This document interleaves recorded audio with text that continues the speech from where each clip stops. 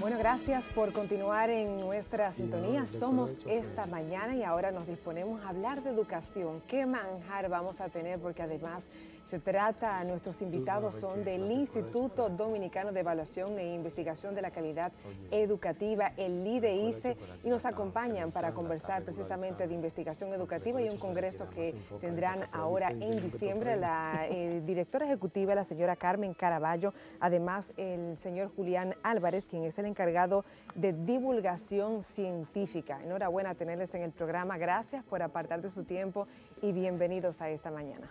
Gracias. Muchas gracias. Gracias. El ámbito de ustedes, porque pasó por acá, ¿conocen a doña Ligia Pérez? Sí, claro. Del Ministerio de Educación. ¿Es preuniversitario o ustedes trascienden la investigación más allá de ese rango? Es preuniversitario, está precisamente dedicado a los niveles previos a la universidad, bajo la administración del Ministerio de Educación, o sea que es el nivel preuniversitario. Bueno, el Congreso tiene ya 12 años, ¿no? Arriba a su 12ª edición, y el IDEICE tiene ya 13 años de investigación científica en el país en materia de educación. ¿Cuánto han podido ustedes recolectar para que al final esto derive en tener una mejor educación en República Dominicana? Bueno, a lo largo de 13 años, el instituto ha sido el proveedor de información científica basada en evidencias, producto de las investigaciones y evaluaciones que se han realizado, con la finalidad de que los tomadores de decisiones tengan data confiable.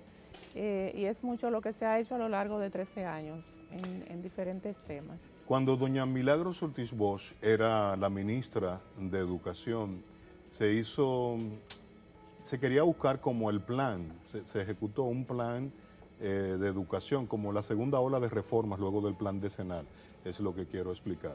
Y me gustaría que el encargado de divulgación científica, ¿y qué se determinó? Se hizo una ronda de reuniones con el empresariado, con la parte patronal, para que ellos nos dijeran qué perfil de egresados de la educación básica necesitaba el mercado laboral.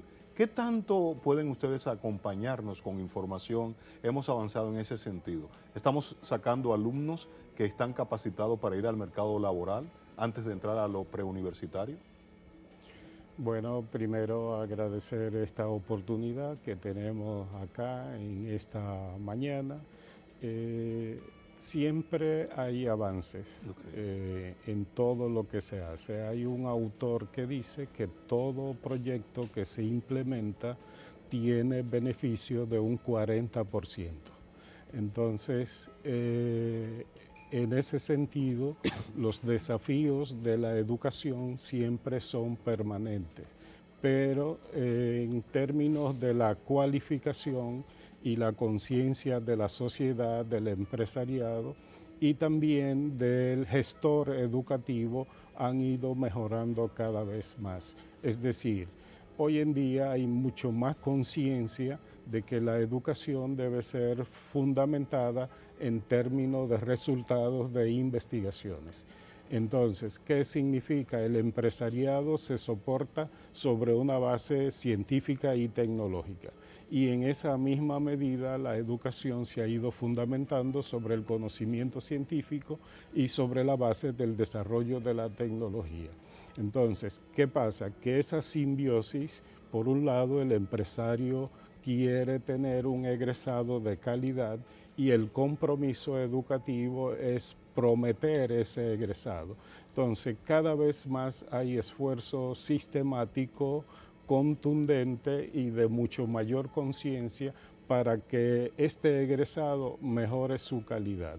Ahora, la calidad es progresiva, nunca hay una calidad última y definitiva porque los desafíos de cada momento y de cada época son constantes y permanentes. Entonces, es como dicen los japoneses en su filosofía administrativa, la mejora continua.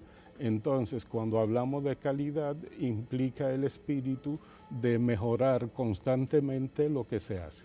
Perdón, Chari, El sector turístico, ¿qué está demandando en República Dominicana? Me voy a ese y después el sector servicios. Cuando hablo de servicios por la pandemia, o sea, la base tecnológica, cambió el patrón de que la gente acuda al centro, sea de salud o al centro comercial, y entonces prefiere la tecnología. El último diagnóstico, ¿qué dice sobre ese comportamiento prepandemia, en pandemia y pospandemia?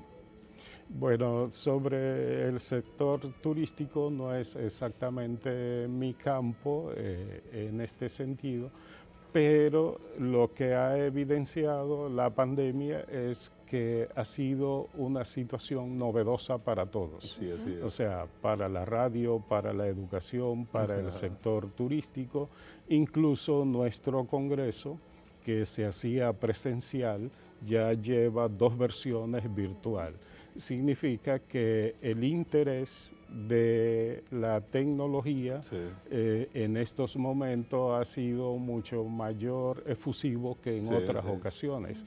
Es decir, en los estudiantes pues ha habido la necesidad y conjuntamente los padres de poder adecuarse a la demanda tecnológica. El docente también, nuestra generación que llegó un poco tarde al uso de la tecnología, ha tenido que adecuarse. Y entonces, desde el punto de vista laboral también es una demanda no solo local, sino también a nivel global. Es decir, la tecnología, como dice un autor francés, Jean Ladrier, forma parte de nuestra cultura y de nuestro hábito hoy en día. Por lo tanto, en todo lo que hacemos, la tecnología forma parte de nuestra mentalidad, de nuestro quehacer y de nuestro hacer.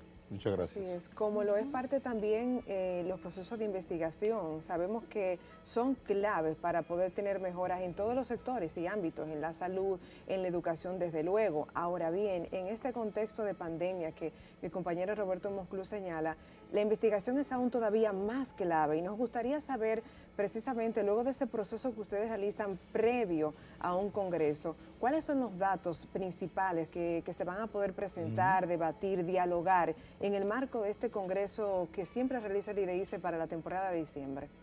Sí, bueno, nosotros tenemos alrededor de 8 ejes, o sea, temáticas sobre las cuales se van a basar casi 50 ponencias de estudios que se han realizado. Muchos de ellos tienen que ver con el momento de la pandemia, con el ambiente que se manejó durante ese proceso, con el currículum, con la gestión, con el liderazgo que se desarrolló. Otras investigaciones son presentadas también en términos internacionales, o sea, porque es un congreso internacional y también tiene participantes con estudios internacionales. Pero precisamente el ámbito de la pandemia ha permitido abordar temas que en otro momento, tal y como hablan de la tecnología, pues temas que quizás no estaban considerados en el ámbito. O a lo que se resistía el magisterio, porque sabemos que con la tecnología a veces había un poquito. Exacto, y quizás no, bueno, la resistencia porque no lo manejaban, porque muchas veces no es porque no quieren, sino porque no lo manejaban. O por temor. O por temor, pero esto, bueno, la pandemia ha permitido dar el salto cualitativo que se hubiese llevado 10, 12 años más. Así que dentro de todo, pues, se pueden sacar sus lecciones positivas. Claro, claro. Yo la veo hablar, la escucho y me transporto a la sede. Esa pareja de esposos israelitas que trabajaban mucho allá el tema de la tecnología, ¿estarán ahí todavía? Era una pareja de esposos de Israel. Y hablábamos mucho de eso, de la pizarra electrónica para acompañar al docente. Y era un tema que apenas comenzaba. Estoy hablando del año 2000, cuando doña Milagro fue. Pero ahora mismo, bueno, los docentes yo creo que han aprendido bastante porque hay muchas herramientas tecnológicas y recursos. Han sido puestos a la disposición, de hecho, de manera gratuita, todas las instituciones y los organismos relacionados con aspectos tecnológicos lo han puesto a la disposición y realmente ha habido un aprendizaje rápido y forzoso, pero muy positivo. Vamos con 2 R, resiliencia o resistencia. ¿Quién se resiste más y quién se adapta? ¿El alumno o el docente a la tecnología? No, básicamente el docente tiene más resistencia en el sentido de que le es más difícil. Sí. El estudiante aún desde su celular ya ha aprendido bastante, Claro desde sí. su PC ha aprendido bastante. Claro, muchas veces uno piensa que dominan todo lo que tiene que ver el proceso educativo en el ámbito tecnológico, sin embargo no siempre, muchas veces ellos saben mucho sobre las redes y si el docente no es que domina todas esas técnicas y herramientas, entonces le es más difícil a los estudiantes dar ese paso. En lo que Chari prepara su pregunta, qué bonito el super page que tenemos. En su 12º congreso, ustedes dicen cultura de investigación y toma de decisiones. Así es. ¿Cómo está esa cultura de investigación en el ámbito educativo? ¿Vamos bien? Sí. ¿Avanzamos o nos falta mucho? Bueno, yo no diría que nos falta mucho porque en los últimos años pues ha habido como un renacer o un reconocimiento de la importancia de la investigación en el ámbito educativo. Nosotros tomamos ese lema porque nuestra pretensión en este punto en que estamos relanzando el instituto es precisamente ampliar el rango de la investigación que llegue a los diferentes estamentos del sistema educativo, que los docentes investiguen en el aula, que los técnicos investiguen la realidad de sus distritos y de sus regionales, que los directores puedan también indagar sobre su propia gestión. Entonces, esa es como el propósito general que no sea un evento, este lema, exacto, sino que nosotros trabajemos para desplegar más la práctica del ejercicio de la investigación en el sistema educativo. Al final, esto es lo que nos va a dar elementos concretos para redireccionar políticas, para afianzar políticas, es decir, que es importante lo que nosotros hacemos para los tomadores de decisiones a diferentes niveles. Claro que sí, clave que todos los actores se involucren, ¿no? Que no sea una labor y una misión que tiene el IDEICE, sino que todos esos actores del sistema educativo puedan vivir y respirar y comprender la importancia de que la investigación esté en nuestra cotidianidad, ¿no? Que no es un evento, ¿no? Y precisamente hablando de investigación y por todos los años y expertise que tiene el señor Julián, nos gustaría poder saber cuáles son esos temas y justamente lo que estaba viendo aquí mi querido Roberto es la cantidad de temas interesantísimos que presenta este programa del Congreso. Comentemos un poquito sobre eso para que la audiencia también conozca, porque incluso uno de ellos me llama muchísimo la atención, habilidades socioemocionales clave, siempre y en este tiempo aún más. Cuéntanos un poco de esos temas, investigaciones que se van a estar debatiendo y presentando en este Congreso. Bueno, la estructura del Congreso, tal como usted tiene el programa, tiene unos talleres.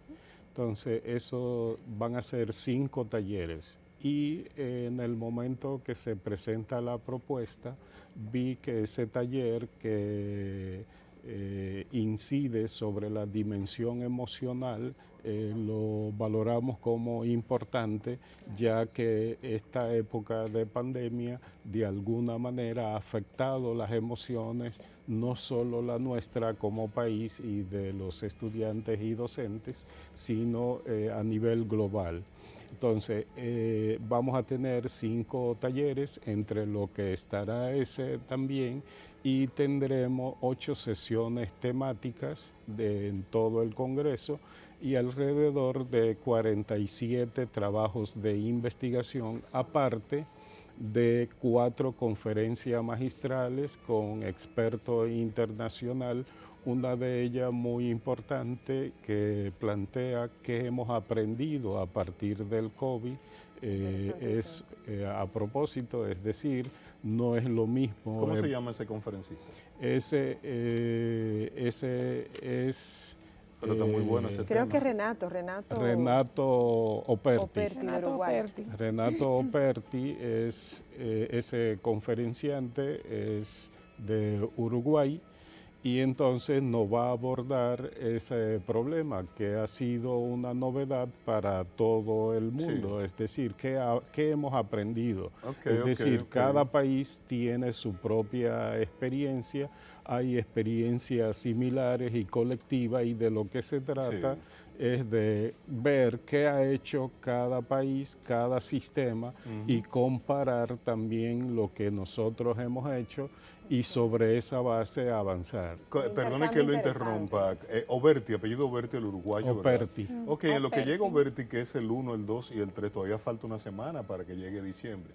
¿Cuál experiencia sacó la República Dominicana en el modelo híbrido de enseñanza para que no se perdiera el pasado año escolar? ¿Cuál es qué usted puede compartir con nosotros?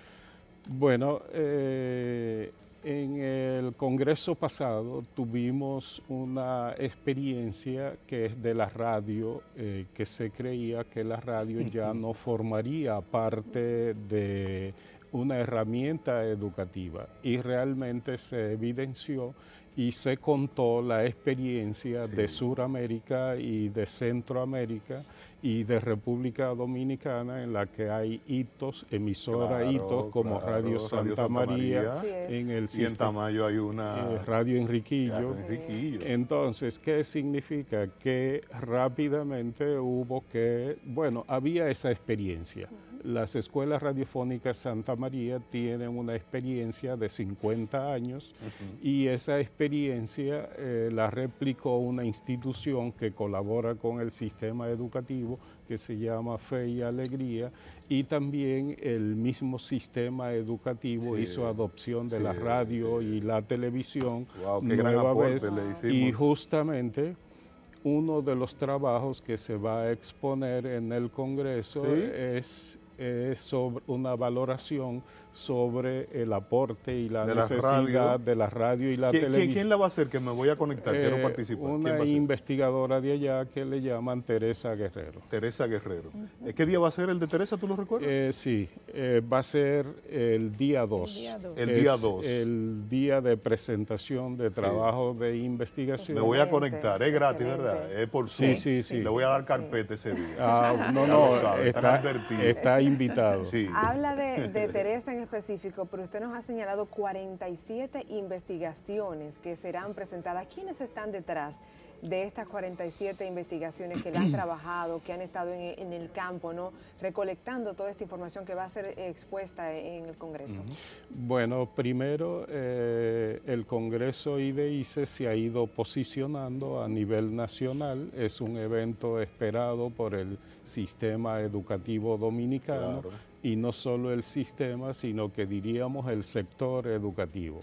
Entonces, en su posicionamiento internacional del IDEICE, de ese congreso, pues se hizo una convocatoria, y hay propuestas de México, de Costa Rica, de Perú, de Venezuela, de Cuba, y hay expositores también españoles. Entonces, dado, diríamos, el prestigio que ha logrado el Congreso, pues esos investigadores internacionales aportan su propuesta, que es valorada, es decir, nos llegaron alrededor de unas 60 propuestas de investigación, y de esas se valoraron como positivas y buenas 47. Es decir, no es que las otras, es que tampoco hay espacio para todas en un solo. Debe seleccionarse. Recapitulando entonces, ¿cuándo es el Congreso? ¿Cómo podemos participar? ¿Cómo pueden participar los que nos están viendo?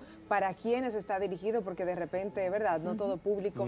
Si hay requisitos también, ¿no? Recapitulando un poco para los que deseen participar. Bueno, son los días 1, 2 y 3 de diciembre. El primer día tendrán, como decía el señor Julián, los talleres, tendremos unos talleres. En la tarde tendríamos el momento de la inauguración. Al día siguiente están las diferentes ponencias, también, bueno, una conferencia magistral el primer día, el segundo día y el tercer día también de cierre. Tenemos la participación del señor ministro también al inicio y también el tercer día en un conversatorio con 2 invitados internacionales. Wow. Es decir que tenemos mucho para dar. Pueden inscribirse en la página, están las diferentes, en las redes están, y en nuestra página están las indicaciones de cómo hacerlo. Y bueno, el año pasado se conectaron. ¿Cuánto? Alrededor de 3.000, ¿verdad, Julián? Sí, es decir, Este año esperamos superar.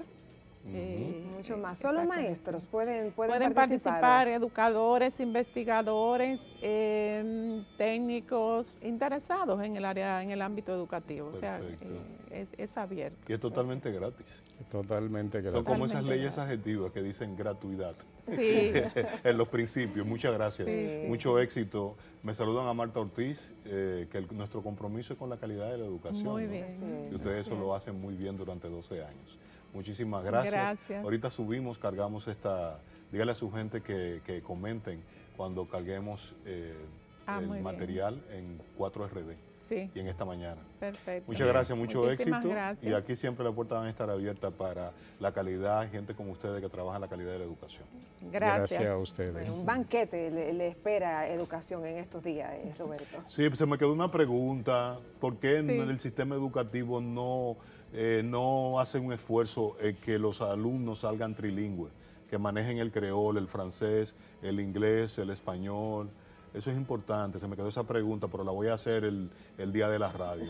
La voy a hacer. Muchas gracias. Bien. Bueno, producción, si nos confirma, creo que vamos a conectar con nuestro compañero Alex de nuevo. Muchas gracias al IDEICE por decir presente en esta mañana y traernos esta invitación tan valiosa de este congreso, ¿verdad? Que trae el IDEICE año tras año, de forma consecutiva, ininterrumpida, pues trayendo investigaciones y conversatorios interesantes para la educación y mejora de la educación del país. De nuevo, el señor Julián y señora Carmen, muchísimas gracias por acompañarnos.